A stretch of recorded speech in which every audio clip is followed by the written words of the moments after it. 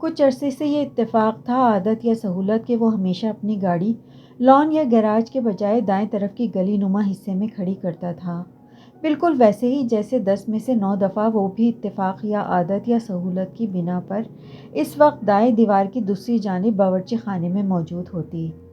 وہ عام طور پر دیر رات گھر آتا تھا، سب کے ساتھ کھانے پر موجود بھی نہیں ہوتا تھا، لیکن کچھ عرصے سے وہ اکثر شام میں 6 یا 7 کے درمیان گھر آ جاتا تھا، جیسے ابھی آیا تھا۔ آج تک کسی نے اس سے یہ غیر معمولی معمول کے بارے میں پوچھا نہیں تھا۔ گاڑی کا انجن خاموش ہوا اور ادھر ساریہ کے اندر نو آباد شہر کی ساری بتیاں جل اٹھیں۔ بچپن سے اسی گھر میں سب کے ساتھ رہتے اب تبدیلی کچھ یوں تھی کہ اس کی ساری حسیات بس ایک فرد کی موجودگی اور غیر موجودگی کے لیے مختص ہو کے رہ گئی تھیں۔ تم بھی باہر چلو اب، شازیہ نے آخری جائزہ لینے کے بعد شیشے کا ڈھکن گرینائٹ کی پتیلی پر رکھا اور چولہا بند کر دیا۔ آج موسم بھی سہانا ہو رہا ہے، وہ اسے اطلاع دیتے ہوئے مسکرائیں، جو باہری موسم سے لاپرواہ اپنے اندر کے موسم میں کھوئی ہوئی تھی۔ ہاں، اس نے بس ہنکارا بھرا۔ وہ والدین کے بعد دادا کے گھر اپنی بڑی بہن کے سایہ بنی رہتی تھی۔ شازیہ کے کرتے اور دوپٹے کا دامن پکڑے اس کے پیچھے ساری گھر میں گھومتی پھرتی۔ پھر وقت بدلا اور وہ دونوں خالہ جان کے گھر آ گئیں۔ یہاں ماحول مختلف تھا۔ سب کی توجہ اور پیار نے اس کی دوپٹہ اور دامن پکڑنے والی عادت چھڑا دی تھی، لیکن جب وہ اسکول جانے لگی تو کتنے دن اس کی آپا کو اس کے ساتھ اس کی جماعت میں بیٹھنا پڑا۔ عمر اور وقت کے ساتھ اسے یقین آ گیا تھا کہ یہاں کے لوگ دادا کے گھر جیسے نہیں ہیں، بلکہ آپا کے علاوہ بھی یہاں بہت لوگ موجود ہیں جو سب اس سے بہت محبت کرتے ہیں، جنہیں اس کی آپا جیسی ہی فکر ہے۔ تاہم شازیہ کے ساتھ رہنے کا موقع وہ گنواتی نہیں تھی۔ جیسے ہر شام وہ سب کو لان میں چھوڑ کے شازیہ کا ہاتھ بٹانے یہاں موجود ہوتی تھی، یہ اور بات کہ اب یہ معمول کسی اور وجہ سے اہم تھا۔ شازیہ مشتری بوا کو چاول، روٹی، سلاد وغیرہ کے متعلق ہدایت دے کے آگے بڑھ گئی۔ پکانا اس کا شوق تھا اور اپنے اس شوق کے مد نظر خالہ جان نے شازیہ کو یہ رعایت دے رکھی تھی کہ وہ رات کے کھانے میں اپنی مرضی سے کچھ بنا لیتی تھی، ورنہ اس کے نزدیک ملازموں کی فوج کے ہوتے ہوئے گھر کا افراد کا باورچی خانے میں جانا رئیسوں کے شان کے خلاف تھا۔ شازیہ کے پیچھے سست قدموں سے چلتی ہوئی وہ خامخواہ فریج کھول کر کھڑی ہو گئی۔ ذہن صائم کے اٹھتے قدم گن رہا تھا۔ وہ لان سے ہوتے ہوئے پورچ میں اور پھر اس راہداری میں داخل ہو گیا جو باورچی خانے اور ڈرائنگ روم میں جانے کا مشترکہ راستہ تھی۔ وہ اس کے وہاں سے گزر جانے کا انتظار کر رہی تھی۔ ساریہ بی بی پیچھے سے مشتری بوا نے پکارا۔ کیا لینا ہے؟ جلدی لے لیں، مجھے سلاد کا سامان نکالنا ہے۔ سوری، پانی کی بوتل لے کر وہ پیچھے ہٹی۔ مشتری بوا نے کھلا دروازہ تھام لیا۔ ساریہ ڈرائنگ روم سے نکل کر راہداری میں آئی جو لمبائی چوڑائی میں کمرے سے کم نہیں تھا۔ سامنے سے آتے سائم نے اسے دیکھ لیا۔ السلام علیکم، قریب پہنچ کر سائم نے کہا۔ اس کا حلیہ بتا رہا تھا وہ سیدھا دفتر سے آیا ہے۔ سوری، السلام علیکم۔ وعلیکم السلام۔ سائم اس کی بوکھلاہٹ پر دلچسپی سے مسکرایا۔ وہ اس کے خوب رو چہرے سے نظر ہٹا چکی تھی۔ اب تو ایگزامز بھی نہیں ہیں، پھر کس بات کی ٹینشن ہے؟ آئی تھنک رزلٹ کی ہوگی، سائم نے خود ہی جواب دیا۔ جی وہی۔ وہ بالوں کی لٹ کان کے پیچھے چھپاتے ہوئے جبراً رزلٹ کی فکر بندی کا اظہار کرتے سنجیدہ ہو گئی۔ سائم نے اس کی اداکاری پر ہنسی روکی۔ سب باہر ہیں، تم یہاں کیا کر رہی ہو؟ ایسے ہی، باہر ہی جا رہی تھی۔ وہ سنجیدہ اداکاری بھول کر پھر گڑبڑا گئی۔ سائم جس انداز میں مسکرایا وہ باہر کی سمت دوڑ گئی۔ سائم ہنستا ہوا ماں کے کمرے کی طرف بڑھ گیا۔ باہر زارا پھر کہیں سے بلی کا زخمی بچہ اٹھا لائی تھی۔ اس کے ساتھ سب نے مل کر ابتدائی مرہم پٹی کر دی تھی۔ مجھے لگتا ہے اسے پیٹ کلینک لے جانا ہوگا۔ وہ گھریلو نرسوں کی کارکردگی سے مطمئن نہیں تھی۔ دیکھو ساریہ، تم بھی؟ اسے دیکھتے ہی اس نے کہا۔ آؤ ساریہ۔ زارا نے زخمی بچے کو نرمی سے گود میں لیا۔ اس کو میڈیسن دیتے ہیں، اگر ٹھیک نہیں ہوا تو کل سائم یا شارم بھائی کے ساتھ ڈاکٹر کے پاس لے جائیں گے۔ ساریہ اس کے ساتھ ہو لی۔ اس گھر کے دائمی مکین اب تک 3 بلیاں اور 2 بلے تھے۔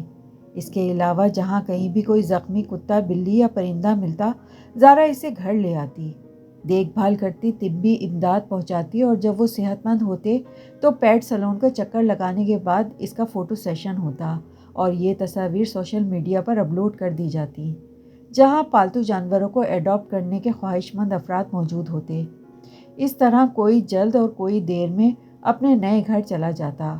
لان کا ایک حصہ ان بلیوں کے لیے مخصوص تھا، جہاں ان کے گھر اور پلے ایریا تھے۔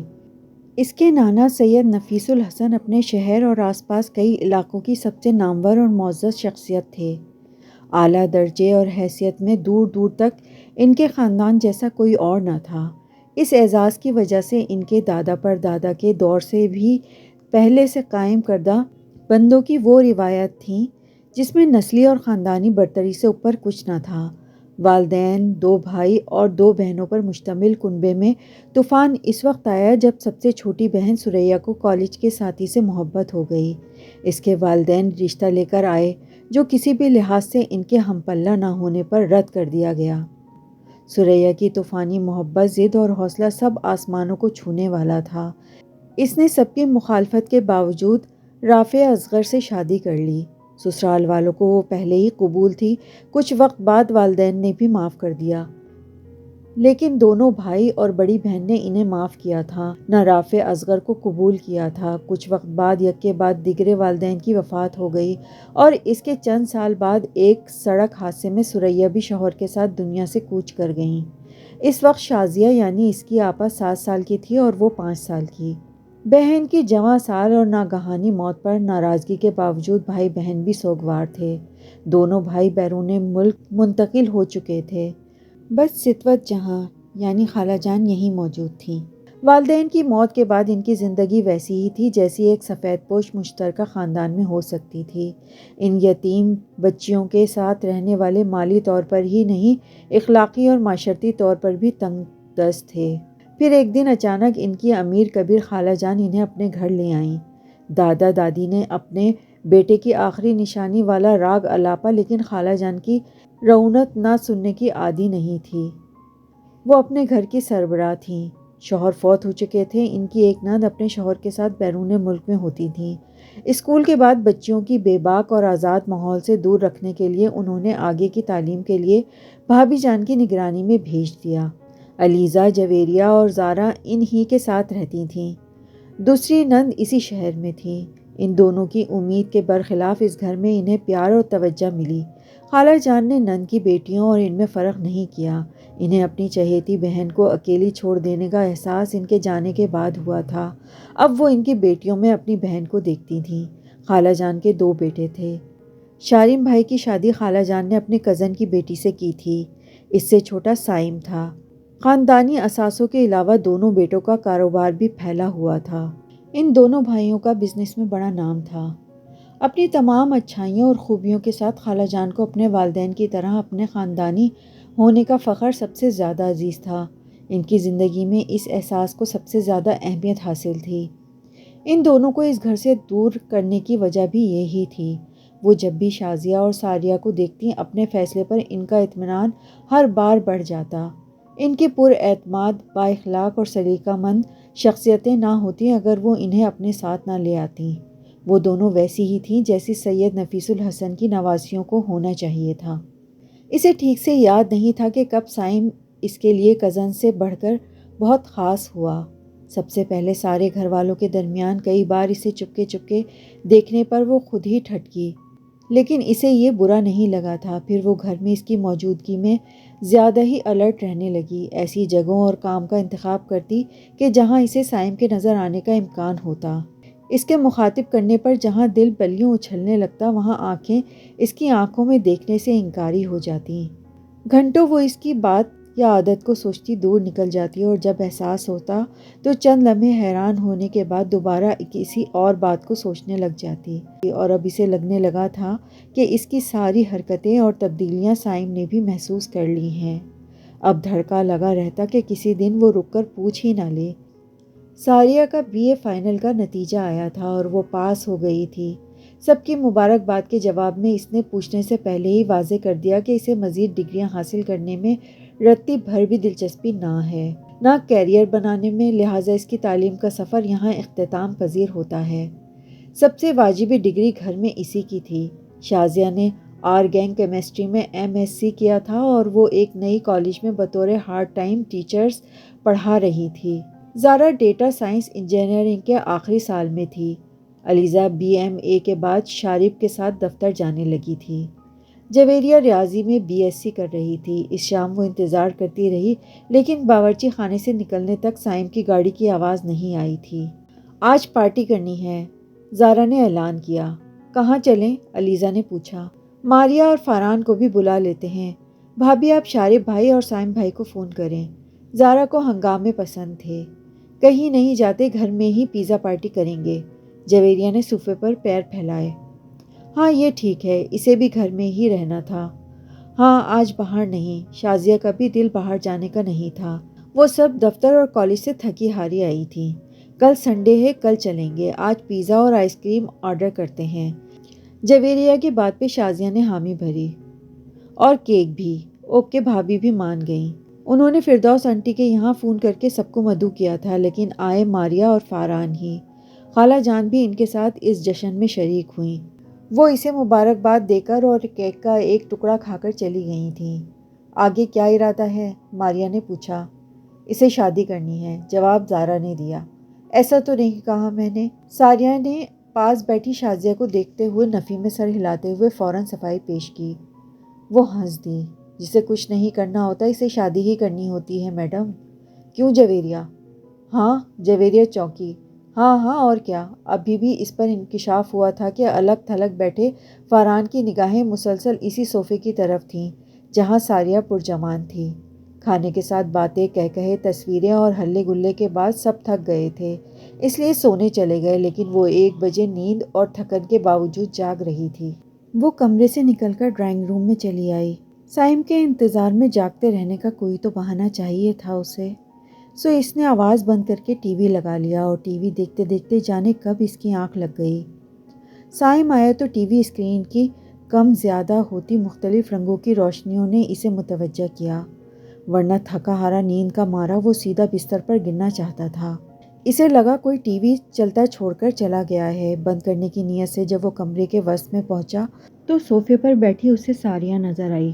وہ ایک دم رک گیا۔ فاران کے واٹس ایپ اسٹیٹس پر وہ جشن اور جشن کی وجہ دیکھ چکا تھا۔ اس وقت صوفے پر نیند میں ڈوبی ساریہ کی موجودگی اور اپنی تاخیر سے آمد، وہ کام کی وجہ سے اکثر راتوں میں دیر سے آتا تھا لیکن پچھلے کچھ دنوں سے بہت کچھ پہلی بار ہو رہا تھا، جیسے اس وقت اس کا یہاں ہونا، اور پہلی بار ہی وہ دبے قدموں سے چلتا صوفے کے سامنے رکھی تپائی پر بیٹھ گیا۔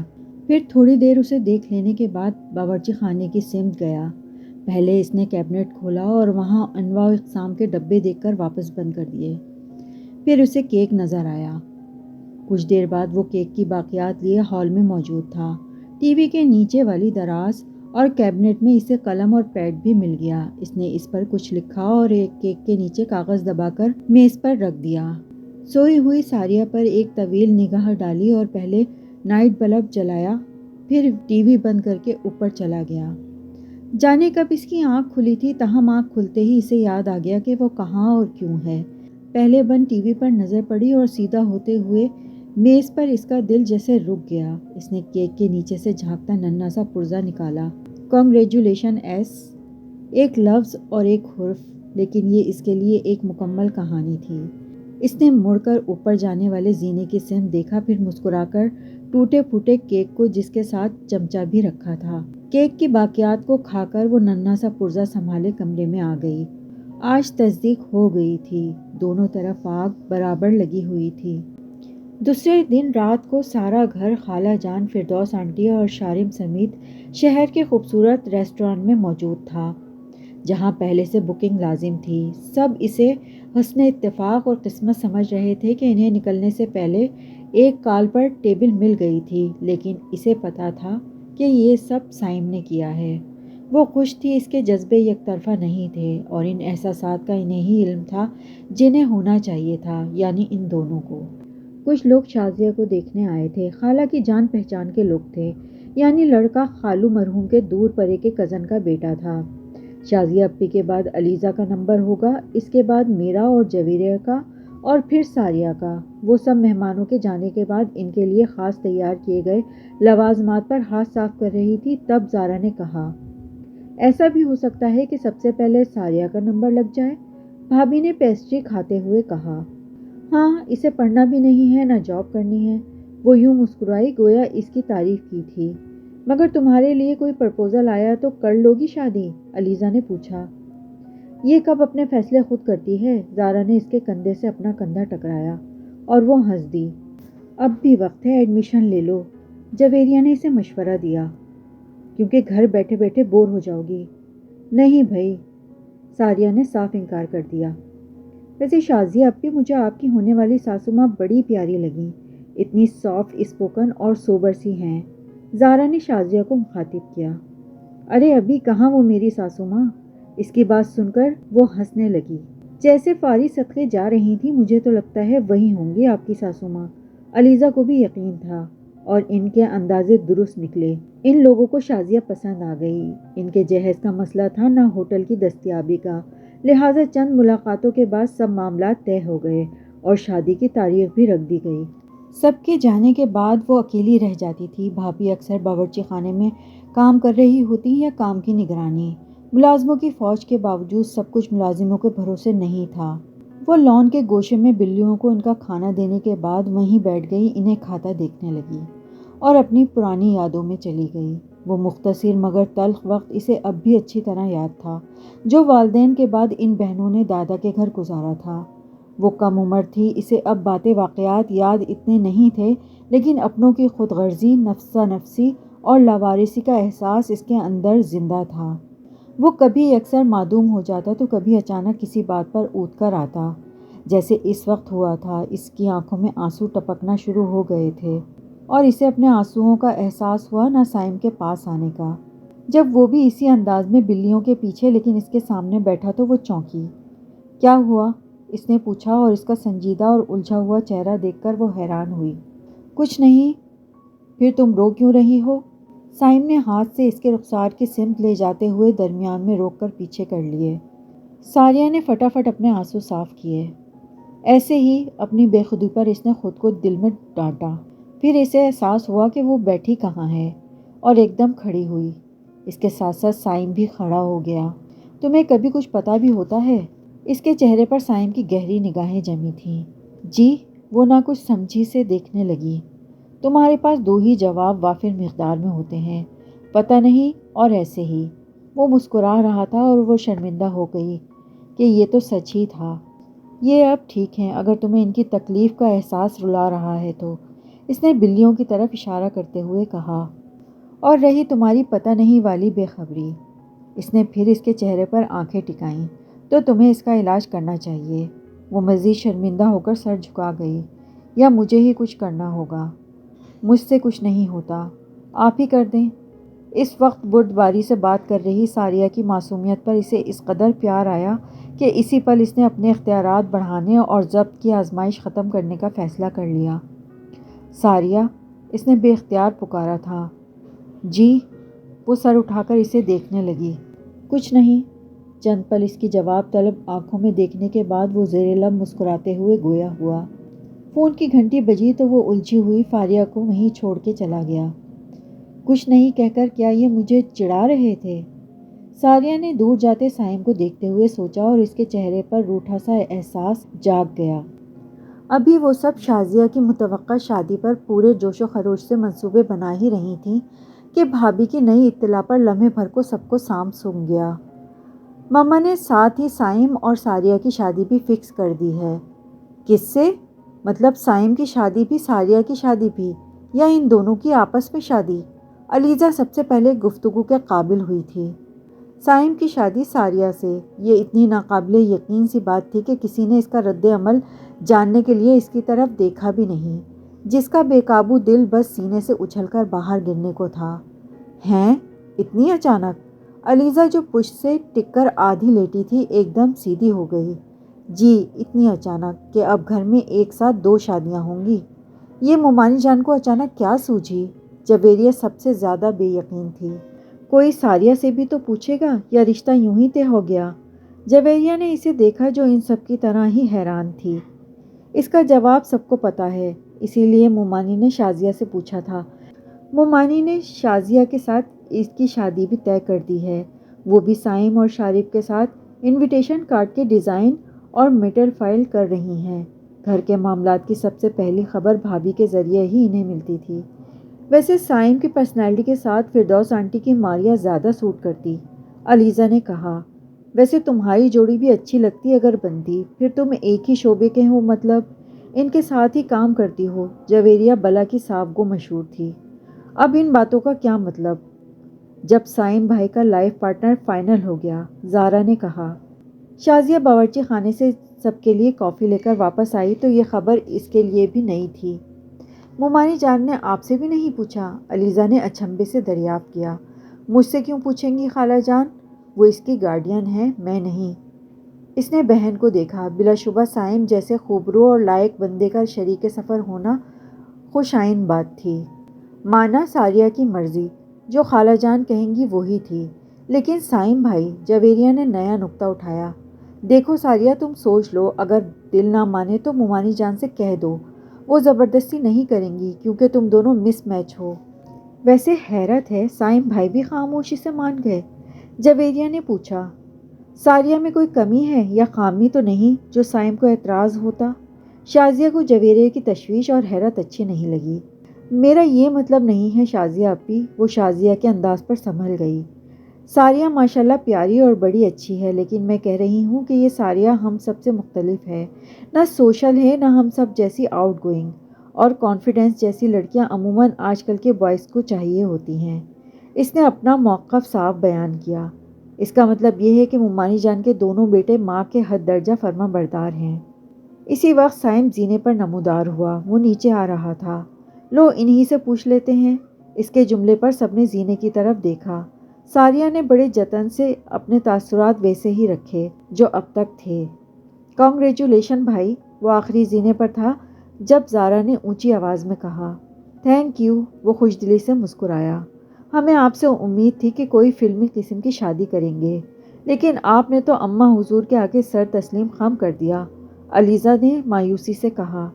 تم سب مل کر اسے فلمی بنا دینا، سائم نے مشورہ دیا۔ وہ تو ہم ضرور کریں گے، جویریہ نے یقین دلایا۔ گڈ۔ اس نے بظاہر ایک اچٹتی نظر ساریہ پر ڈالی جو اسے ہی دیکھ رہی تھی۔ اس نے ایک پیارے اور مبہم تبسم کے ساتھ سر جھکا لیا۔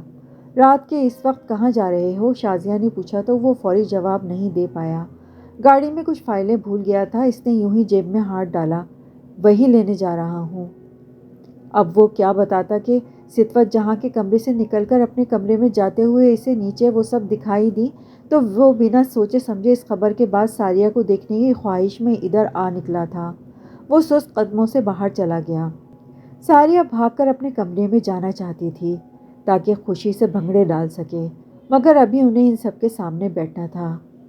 ہائے محبت کی مشقتیں، اسے دل میں دہائی دی، لیکن اسی میں مزہ بھی آ رہا تھا۔ اس ایک اچٹتی نگاہ میں کیا نہیں تھا۔ وہ چپکے چپکے مسکرائے جا رہی تھی۔ آپ کے وہی کزن آئے ہیں، ملازمہ نے دروازے سے اسے اطلاع دی۔ آپا سے کہیں نا، ان سے وہی بات کرتی ہیں۔ ان کے پھپھوزاد ابوذر بھائی اکثر ان سے احوال پوچھنے آتے تھے، دردیال سے ان کا یہ واحد رابطہ رہا تھا۔ اپنے مزاج اور عادت کی وجہ سے وہ سلام کر کے آ جاتی تھی، آہستہ آہستہ وہ بھی ختم ہو گیا۔ ان سے ہمیشہ شازیہ ہی بات کرتی تھیں۔ وہ کمرے میں نہیں ہیں، گھر میں ہی کہیں ہوں گی۔ مہمانوں سے ملنے کے معاملے میں کاہلی کی حد تک سست تھی۔ وہ شاید بھابھی کے ساتھ کہیں گئی ہیں، ملازمہ بھی ٹکڑوں میں بات کر رہی تھی۔ اچھا، اس نے مری سی آواز میں کہا اور چپلیں پہننے لگی۔ شادی طے ہوتے ہی شازیہ کے بھابھی کے ساتھ بازاروں کے چکر بھی شروع ہو گئے تھے کہ انہیں ایک نہیں دو دلہنوں کی تیاری کرنا تھی۔ دوپٹہ سلیقے سے جماتے ہوئے ڈرائنگ روم میں آئی تو اس نے محسوس کیا کہ ابوذر بھائی اسے دیکھ کر واضح طور پر چونکے تھے۔ سب ٹھیک ہے؟ سلام دعا کے بعد اسے بیٹھنے کا اشارہ کرتے ہوئے انہوں نے پوچھا۔ جی، اس نے سر ہلایا۔ شازیہ کی طبیعت تو ٹھیک ہے؟ شازیہ کی جگہ اسے دیکھ کر انہیں تشویش نے گھیرا۔ جی وہ بالکل ٹھیک ہے، مارکیٹ گئی ہیں۔ وہ گود میں ہاتھ رکھے یوں بیٹھی تھی کہ ابھی کوئی آواز دے اور وہ یہاں سے بھاگ جائے۔ آگے پڑھنا کیوں چھوڑ دیا؟ بس ایسے ہی۔ جنہیں پڑھنے کا شوق نہیں ہوتا پھر گھر والے ان کی جلد شادی کر دیتے ہیں۔ میرے خیال سے سسرال سے بہتر تو یونیورسٹی لائف ہوتی ہے۔ وہ اسے ڈرا رہے تھے۔ آئی تھنک انہیں اس کی شادی کی اطلاع نہیں ہوئی تھی۔ اسی وقت خالہ جان اور سائم داخلی دروازے سے داخل ہوئے۔ دونوں کو ان کی آمد کی موجودگی کا علم نہ ہو سکا۔ سسرال تو سبھی کو جانا پڑتا ہے، آپا ماسٹرز کے بعد بھی تو وہیں جا رہی ہیں۔ خود کو سنبھال کر اپنے تئیں اس نے معقول جواب دیا تھا۔ شازیہ کی شادی ہو رہی ہے؟ ان کا لہجہ بدل گیا۔ لو، انہیں تو شازیہ کی شادی کا بھی نہیں پتا۔ جی، قریب سے ابھری آہٹوں پر ان دونوں نے گردن موڑی۔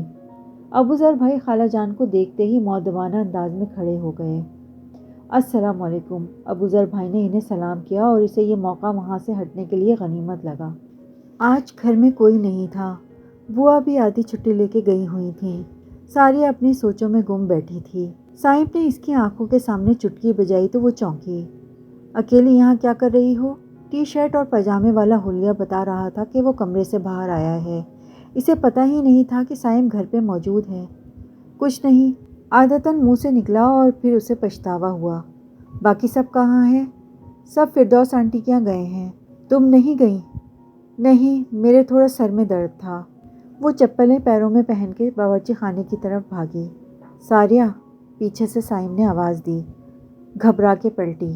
میرے لیے بھی چائے پلیز، اس نے مسکرا کر نرمی سے التجا کی۔ وہ سر ہلاتی واپس اسی رفتار سے دوڑ گئی۔ چائے چڑھانے کے بعد اس نے بند کھڑکی کھولی اور جھانکنے کی کوشش کی کہ اسے سائم کی گاڑی نظر آ جائے۔ وہ تو سمجھ رہی تھی سائم شہر سے باہر گیا ہے۔ میری گاڑی ورک شاپ میں ہے، پیچھے سے سائم کی آواز آئی اور وہ جو سلیب پر ہاتھ رکھ کر آگے جھکنے کی کوشش کر رہی تھی پانی پانی ہو گئی۔ جب تک چائے بن نہیں گئی وہ چولہے کے پاس اس کی سمت پش کیے کھڑی رہی۔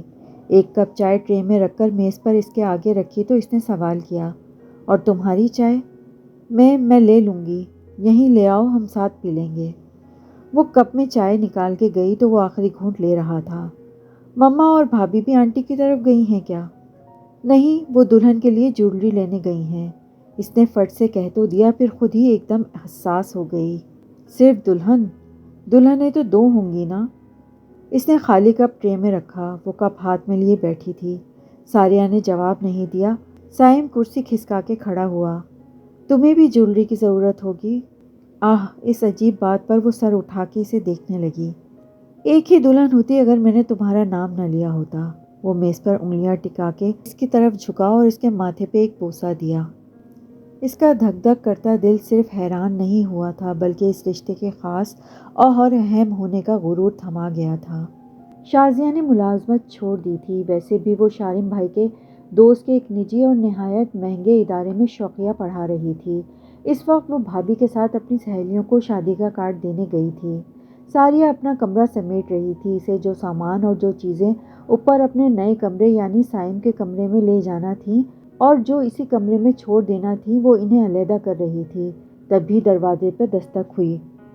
آپ کے وہی کزن آئے ہیں۔ دروازہ کھولا تو ملازمہ کھڑی تھی۔ بٹھائیں انہیں، میں آ رہی ہوں۔ مجھے تو اندازہ ہی نہیں تھا کہ ابوذر بھائی اتنا فرینکلی آتے ہیں۔ آئینے میں اپنا جائزہ لے کر دوپٹہ سلیقے سے اوڑھتے ہوئے اس نے سوچا۔ ڈرائنگ روم میں آئی تو ابوذر بھائی گہری سوچ میں غرق محسوس ہوئے۔ السلام علیکم۔ وعلیکم السلام۔ اسے دیکھ کر وہ ٹھٹک گئے۔ شازیہ کہاں ہیں؟ آپا اپنی دوستوں کے یہاں کارڈ دینے گئی ہیں۔ اچھا، وہ کچھ مضطرب نظر آئے۔ سب خیریت ہے؟ عام طور پر یہ سوال وہ کرتے تھے۔ انہوں نے نہیں پوچھا تو اس نے پہل کی۔ سائم بھائی ہیں گھر میں؟ وہ تو اس وقت آفس میں ہوتے ہیں۔ وہ پھر خاموش ہو کے کسی گہری سوچ میں ڈوب گئے۔ ان سے کوئی کام ہے تو آفس میں مل لیں۔ اپنی طرف سے اس نے مناسب مشورہ دیا۔ ابوذر بھائی اسے کچھ دیر دیکھتے رہے، پھر جیسے کسی فیصلے پر پہنچ کر خود کو تیار کیا۔ ساریہ، کیا شازیہ اس رشتے سے خوش ہے؟ سوال سنتے ہی اس کا انداز بدل گیا۔ وہ کون تھے اور کس حق سے اس کے ذاتی زندگی میں دخل دے رہے تھے؟ اس کے دل میں دادا دادی چاچا چاچی اور کزن کے لیے کوئی نرم گوشہ نہیں تھا۔ تاہم ابوذر بھائی کا ان کی خیر خیریت دریافت کرنا اچھا لگتا تھا۔ وہ دیگر جان پہچان والوں کی طرح ان کے بھی احترام کرتی تھی، لیکن اس وقت اسے لگا شادی سے محض چند دن پہلے وہ اپنی حد سے آگے بڑھ گئے ہیں۔ وہ کبھی اونچی آواز میں کسی پر بگڑی بھی نہیں تھی اور اب سمجھ نہیں پا رہی تھی کہ اپنی ناگواری کا اظہار کس طرح کرے۔ مجھے لگتا ہے یہ فیصلہ جلد بازی میں ہوا ہے۔ وہ اپنی جگہ سے اٹھ کر اس کے صوفے پر اس کے قریب آ کر بیٹھے۔ وہ گھبرا گئی۔ یہی وہ پل تھا جو بنا کسی بری نیت کے ایک فون کیمرے میں قید ہو گیا، چند دنوں بعد تباہی مچانے کے لیے۔ تمہیں شازیہ سے بات کرنی چاہیے، وہ سرگوشی سی آواز میں کہہ رہے تھے، اور اسے ایسی بے چینی لاحق ہوئی کہ وہ ایک دم کھڑی ہو گئی۔ ابوذر بھائی، آپ ہماری خبر گیری کے لیے آتے ہیں، اتنا کافی ہے، آپ کو ہماری فکر کرنے کی ضرورت نہیں ہے۔ یہاں سب ہمارے خیر خواہ اور اپنے ہیں۔ آپ آپا کا ویٹ کرنا چاہتے ہیں تو کریں، لیکن یہ فضول بات ان کے سامنے دہرائیے گا مت۔ وہ اور ہم سب اس شادی سے بہت خوش ہیں۔ اس کا لہجہ اور چہرے کے تاثرات خود بخود سخت ہو گئے تھے۔ وہ رکی نہیں، راہداری میں زارا سے ٹکرائی۔ کیا ہوا؟ کچھ نہیں، اس نے فوراً چہرے کے تاثرات بدلے۔ ابوذر بھائی آئے ہیں، تم پلیز ذرا مستری بوا سے چائے اور ریفریشمنٹ کا کہہ دو۔ اوکے، زارا مسکرائی اور وہ اپنے کمرے میں آ گئی، لیکن اس کی بے چینی اس رات اسے شازیہ کے کمرے تک لے آئی۔ ارے تم سوئی نہیں اب تک؟ وہ سب کی ہدایت پر آج کل نیند پوری کرنے کے لیے جلد سونے لگی تھی۔